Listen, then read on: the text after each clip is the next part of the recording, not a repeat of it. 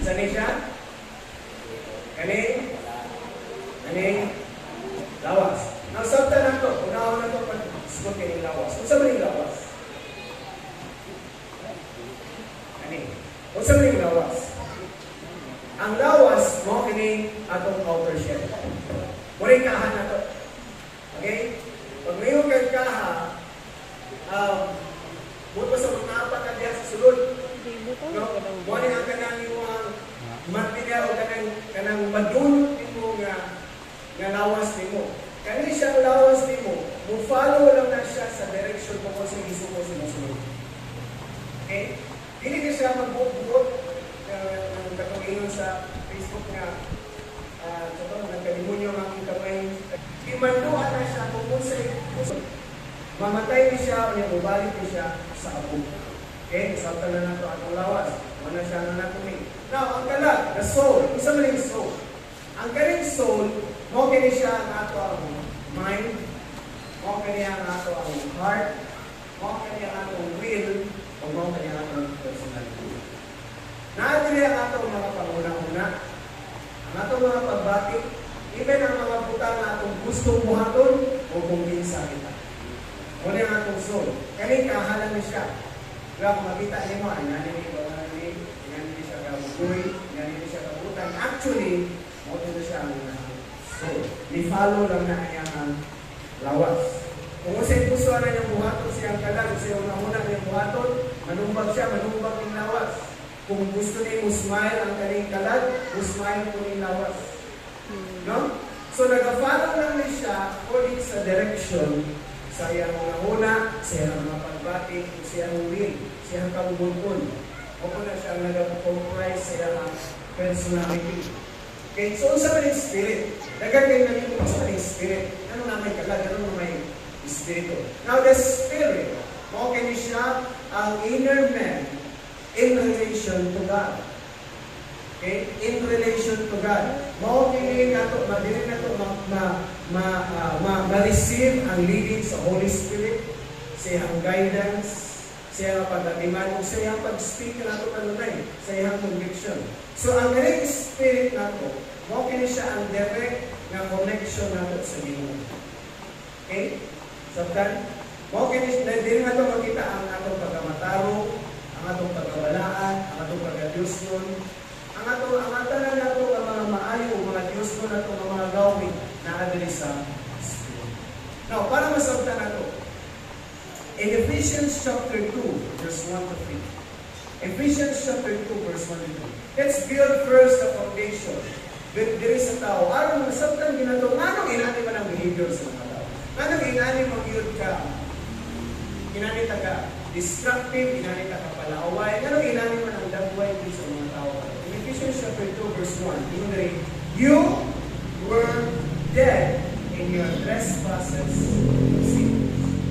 Dahil sa verse 2. In which you previously walked according to this worldly age, according to the ruler of the atmospheric domain, the spirit now working in the disobedient.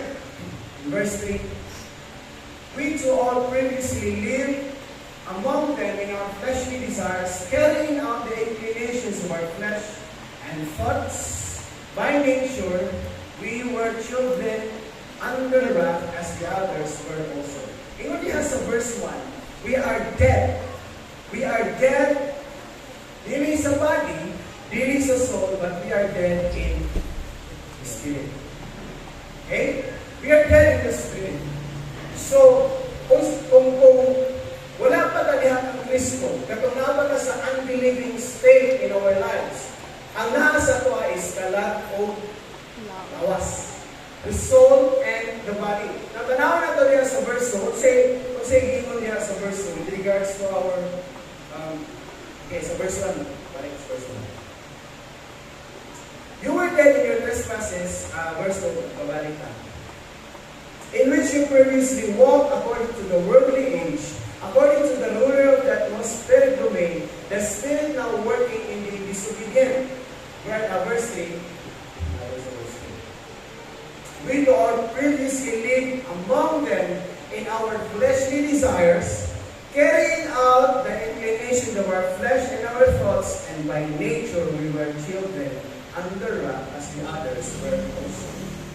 So, because we are dead in the spirit, this is the composition of man wherein naadiri ang leading sa Holy Spirit, naadiri ang guidance, naadiri ang conviction, naadiri ang holiness and godliness. Wala kailangan karong una.